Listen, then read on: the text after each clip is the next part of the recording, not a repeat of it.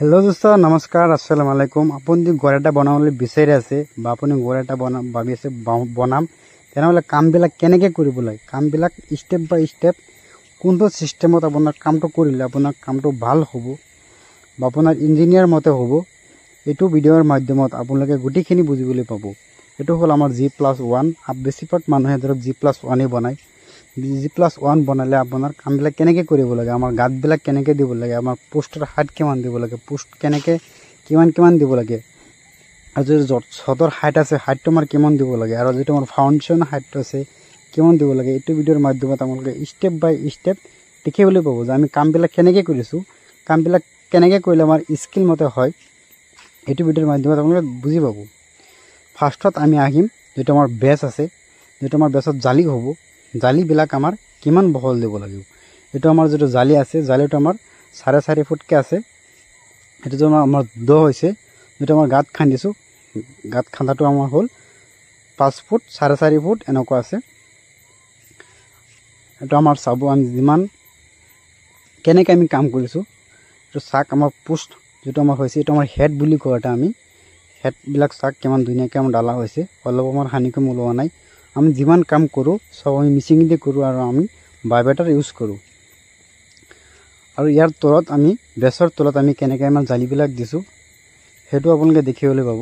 বেছৰ তলত আমি ইটা পাৰিছো, আপোনালোকে দেখিবলৈ পাব। চাক গুটিখিনি পোষ্ট আমাৰ অলপ আমাৰ হানিকম ওলোৱা নাই, যে আমি এটা পোষ্ট দেখাৱা নাই ভিডিওৰ মাধ্যমত, আমি গুটিকেইটা পোষ্ট আপোনালোকক দেখাই আছো। এটা পোষ্টটো আমাৰ হানিকম ওলোৱা নাই। কোনোবাই যদি ইঞ্জিনিয়াৰ বা বাল মিস্ত্ৰী এজনে চাইছে বা ঠিকাদাৰ চাইছে তেনেহলে কমেন্ট কৰি মোক জনাব যে আমাৰ কামবিলাক কেনেকৈ হৈছে, স্কিল মতে হৈছে না নাই। তো সাকাৰাম আমি জালিৰ তলত আমি ইটা পাৰিছো, কিছুমান মানুহে ধৰক ডালাই দিয়ে। তো আমাৰ নগদ আমি যিমান কাম কৰো আমি ইটা পাৰি দিওঁ, ইটা পাৰাৰ পিছত আমি জালিটো দিওঁ, জালি দিয়াৰ পিছত আমি এনেকুৱা আমি বেছ বনাই দিওঁ। বেছত আমাৰ 5 বেগকে সিমেন্ট গৈছে। আৰু যেটো আমাৰ ৰড ইউজ হৈছে, ৰডটো আমাৰ দুৰ্গাপুৰ লটাছ ৰড ইউজ হৈছে। ৰড আমাৰ কিনাৰত আছে 6ডাল আৰু মাজৰ গেৰত আছে আমাৰ 8ডাল গেৰত। মাজৰ গেৰত আমাৰ 16 আছে আমাৰ 4ডাল আৰু 12 আছে 4ডাল। আৰু কিনাৰৰ গেটাত এটা চাক আমাৰ বিমৰ কাম আৰম্ভ হৈছে। বিমৰ কাম কৰোতে আমি গুটিখিনি বিম আমি এক লগত গুটিখিনি ডালি দিওঁ। কিছুমান মিস্ত্ৰী চাব আজি অলপ কালি অলপ 4-5 দিনে চাব আমাৰ গুটিখিনি বিম ডালে, আমি কিন্তু এদিনই ডালি দিওঁ। এদিনে ডালিলে আপোনাৰ কামটো মজবুত হয়, জইনবিলাক নহয়। আৰু আমাৰ যিমান বিমৰ মছলা ডালা হৈছে সব আমি বাইবেটাৰ ইউজ কৰিম। আপোনালোকে ভিডিওৰ মাধ্যমত দেখিবলৈ পাব যে আমি পোষ্টত বাইবেটাৰ মাৰিছো আৰু আমাৰ বিমত বাইবেটাৰ মাৰিছো। আৰু যেটো আমাৰ গিটি আছে গিটিটো আমি 3-4 ডাউন বিমত ইউজ কৰিছো। আৰু যেটো আমাৰ সিমেন্ট আছে সিমেন্টটো আমি ডালমিয়া নৰমাল ডালমিয়া সিমেন্ট ইউজ কৰিছো।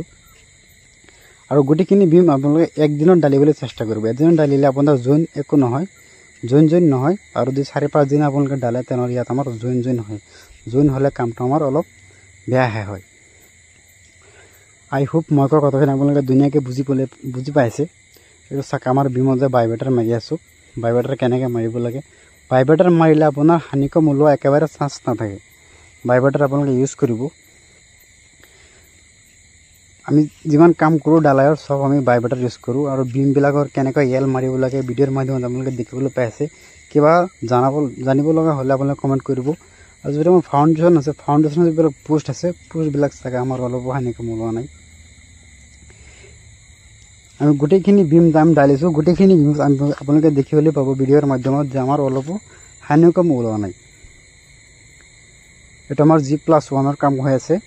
G+1 হলে আমি মাজৰ পাৰ্টিশন কেটা আমি 5 ইঞ্চি দিও আৰু কিনাৰৰ কেটা আমি 10 ইঞ্চি ইউজ কৰো। আৰু যদি G+2 আপোনালোকে বনাই আছে তেনেহলে আপোনাৰ মাজৰ পাৰ্টিশন কেটা আপোনালোকে 10 ইঞ্চি ইউজ কৰিব। 10 ইঞ্চি আকৌ কিনাৰৰ কেটা আপোনালোকে 10 ইঞ্চি ইউজ কৰিব। এটা G+1 সেই কাৰণে আমি মাজৰ পাৰ্টিশন কেটা 5 ইঞ্চি দিছো। আৰু যেটো আমাৰ ফাউণ্ডেশ্যনৰ হাইট আছে, ফাউণ্ডেশ্যনৰ হাইটটো আমাৰ মাটিৰ পৰা এটা আমাৰ 4 ফুট আছে। আমাৰ কামবিলাক কেনেকৈ হৈছে আপোনালোকে কমেন্ট কৰি মোক জনাব। তো চাক গুটিখিনি পোষ্ট আৰু যিমান আমাৰ বিম আছে বিমত আমাৰ হানিকম একেবাৰে নাই। এতিয়া আমি যেটো পোষ্ট ডালিছো পোষ্টবিলাক কেনেকৈ ডালিম আপোনালোকে দেখিবলৈ পাব। চাক পোষ্টৰ যেটো হাইট আছে, পোষ্টৰ হাইট এটা আমাৰ 10 ফুট আছে। ইয়াৰ ওপৰত আমাৰ 1 ফুট বিম হ'ব আৰু আমাৰ ছটটো আমাৰ 5 ইঞ্চি হ'ব। টোটেল আমাৰ ফাউণ্ডেশ্যনৰ পৰা আমাৰ 11 ফুট হ'ব।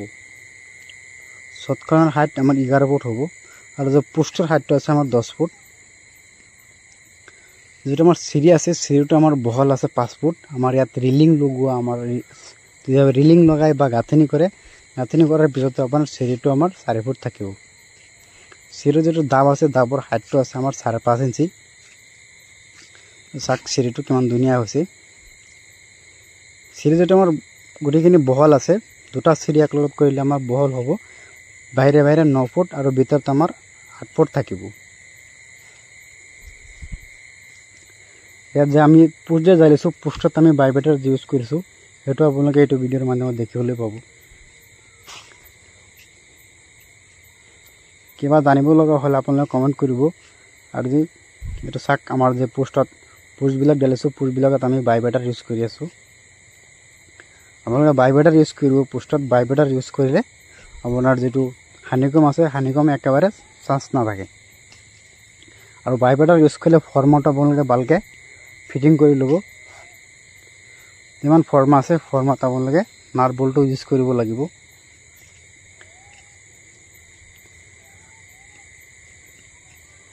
চাক পোষ্টবিলাক কিমান ধুনীয়া হৈছে। এতিয়া আমাৰ শাটাৰিঙৰ কাম আৰম্ভ হৈছে। শাটাৰিং যেটো আছে, শাটাৰিং কৰোঁতে আমাৰ কেনেকৈ কাম কৰিব লাগে, বিমবিলাক যে একা বেকা কেতিয়াও নহয়, বিমবিলাক সদায় সুতা মাৰি সুতাত আমাৰ বিমবিলাক ৰাখিব লাগে। বিমৰ চাইডবিলাক আপোনালোকে যেটো বিমৰ তলি আছে তক্তা লগাই বা আপোনালোকে কিবা কিবি লগাই যেটোই লগাক আপোনালোকে সুতা মাৰি ল'ব। এটা পোষ্টৰ কিনাৰত সুতা বান্ধি আৰু এটা পোষ্টত আপোনালোকে সুতা বান্ধি সিধা কৰি ল'ব।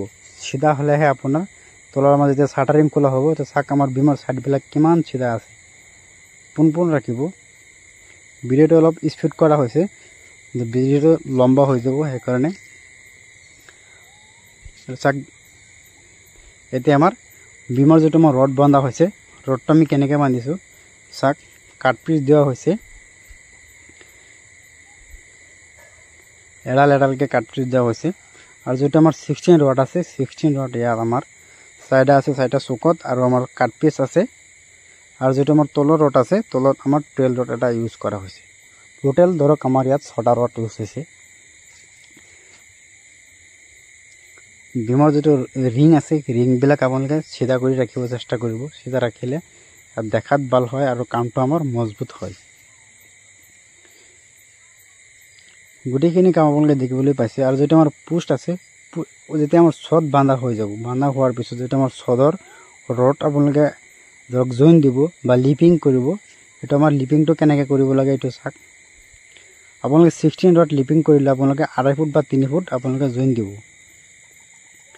আৰু জইনবিলাক আপোনালোকে আপ ডাউন ৰাখিব। এটা দি 4 ফুট হয় আৰু এটা 6 ফুট হ'ব লাগিব, বা এটা 3 ফুট হ'লে আৰু এটা 5 ফুট হ'ব লাগিব, এনেকৈ আপ ডাউন কৰিব লাগিব।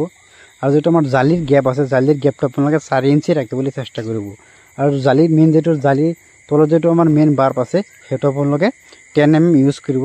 আৰু যেটো আমাৰ ওপৰত আছে, ওপৰৰ জালি, সেইটো আপোনালোকে 8 mm ইউজ কৰিব। আৰু সেইবিলাকে ডাববিলাক চাক কিমান ধুনীয়াকৈ আমাৰ ফিটিং কৰা হৈছে। অলপো আমাৰ একা বেকা হোৱা নাই। কামবিলাক আমি স্কিল লেবাৰ আমি লগোৱা হৈছে। যিমান আমি কাম কৰোঁ গোটেইখিনি আমাৰ স্কিল লেবাৰ ইউজ কৰা হয়। ইয়াত আমাৰ মিস্ত্ৰী বেছি হয়, আমি কাম কৰিলে মিস্ত্ৰী বেছিভাগ ইউজ কৰোঁ, লেবাৰ আমি একেবাৰে কম ইউজ কৰা হয়। আৰু ছট আমাৰ টোটেল বান্ধা কমপ্লিট হৈ গ'ল। 4 ইঞ্চি গেপত আমাৰ ৰডবিলাক দিয়া হৈছে। আৰু ইয়াত আমাৰ কভাৰিং দিয়া বাকী আছে। কভাৰিংটো আমাৰ এতিয়ালৈকে আহি পোৱা নাই। আমি কভাৰিং ইউজ কৰিছোঁ, সেইটো আপোনালোকে দেখিবলৈ পাব। এটা আমাৰ আজি ছট ডালা কাম হৈ আছে। ছটটো আমি কেনেকৈ ঢালিছোঁ এইটো আপোনালোকে দেখিবলৈ পাব। ছটত যেটো আমাৰ বালি, গিটি, চিমেণ্ট ইউজ হৈছে, সেইটো আমাৰ 5 টিং আমাৰ বালি, 6 টিং আমাৰ গিটি, আৰু যেটো আমাৰ চিমেণ্ট আছে, চিমেণ্ট আমাৰ 2 টিং আমাৰ গিটি, চিমেণ্ট ইউজ হৈছে, 2 টিং আমাৰ চিমেণ্ট, 5 টিং বালি, 6 টিং গিটি ইউজ হৈছে। গিটিটো হ'ল আমাৰ 3-4 ডাউন। ছটৰ তলত যে আমি ছটবিলাক চাক আমাৰ কিমান ধুনীয়াকৈ ডিকিয়া মাৰা হৈছে। ছটৰ মাজত যাতে কেতিয়াও আমি পানী জমা নাৰাখে। ছটৰ মাজত যদি পানী জমা হয় তেনেহ'লে আপোনাৰ কামটো একেবাৰে বেয়া হ'ব। ছদটো ডেমেজ হৈ যাব সোনকালে সেইকাৰণে ছদৰ মাজত জেগা ওখ থাকে অলপ যে চাৰিওফালে আমাৰ ডাউন হয় ছদৰ তল যে আমি ৰডৰ তল যেটো কভাৰিং দিয়া আছে এইটো চাক কভাৰিংটো আপোনালোকে 1 মিটাৰ দূৰত্বত আপোনালোকে এটা কভাৰিঙৰ পৰা আউট কভাৰিং আপোনালোকে 1 মিটাৰ দূৰত্বত ইউজ কৰিব ছডালা হৈ গ'ল ছডালা হোৱাৰ পিছত যেটো আমাৰ গোলা মাৰা হৈছে চাক গোলা আপোনালোকে এনেকুৱা বৰ্ডাৰ মাৰি এনেকুৱা গোলা মাৰিব গোলাটো আমাৰ মাৰাৰ কাৰণ হ'ল দৰকাৰ যদি আমি ছডটো ডালো তেতিয়া দৰকাৰ আমাৰ লিকেজ হোৱাৰ চান্স থাকে সেই কাৰণে আমি গোলা মাৰা হয় গোলাটোত এক বেছি পৰিমাণ আমাৰ পানী ইউজ হয় আৰু সিমেন্টটো একেবাৰে কম পৰিমাণে ইউজ হয় যাতে যেটো আমাৰ লিকেজ থাকে লিকেজটো যাতে আমাৰ গোলাটো ঘুমাই সিমেন্ট ঘুমাই লিকেজটো বন্ধ হৈ যায় সেই কাৰণে আমাৰ গোলা মাৰা হয় আৰু যেটো আমাৰ বৰ্ডাৰ মাৰা হৈছে যেটো চাক ফুটকে খাই আছে পানীটো এই পানীৰ লগত আমাৰ সিমেন্ট গৈ আছে ইয়াত আমাৰ যি লিকেজটো থাকে লিকেজটো আমাৰ বন্ধ হৈ যাব আৰু আপোনালোকে এনেকুৱা বৰ্ডাৰ মাৰি বৰ্ডাৰটোত পানী মাৰি থব ধৰক আমাৰ 20 দিন কন্টিনিউ ইয়াত আপোনালোকে ধুনীয়াকৈ পানী মাৰি থব আই হোপ মই কোৱা কথাখিনি আপোনালোকে ধুনীয়াকৈ বুজি পাইছে ভিডিওটো চাই ভাল লাগিলে চেনেলটো সাবস্ক্ৰাইব কৰি দিব আৰু বেল আইকন বজাই দিব আৰু কমেন্ট কৰি জনাব ভিডিওটো কেনেকুৱা হ'ল কিবা জানিব লগা হলে আপোনালোকে কমেন্ট কৰি মোক জনাব এই স্ক্ৰীনত আপোনালোকে নম্বৰটো দেখিবলৈ পাইছে সেইটো হ'ল আমাৰ কন্টাক্ট নম্বৰ আপোনালোকে কন্টাক্ট কৰিব পাৰে ঘৰ বুজি আপোনালোকে বনাই বা কিবা জানিব লগা হলে আপোনালোকে কল কৰিব পাৰে ভিডিওটো চোৱাৰ কাৰণে আপোনালোকক বহুত ধন্যবাদ নেক্সট ভিডিওত লগ হ'ব থ্যাংক ইউ সো মাচ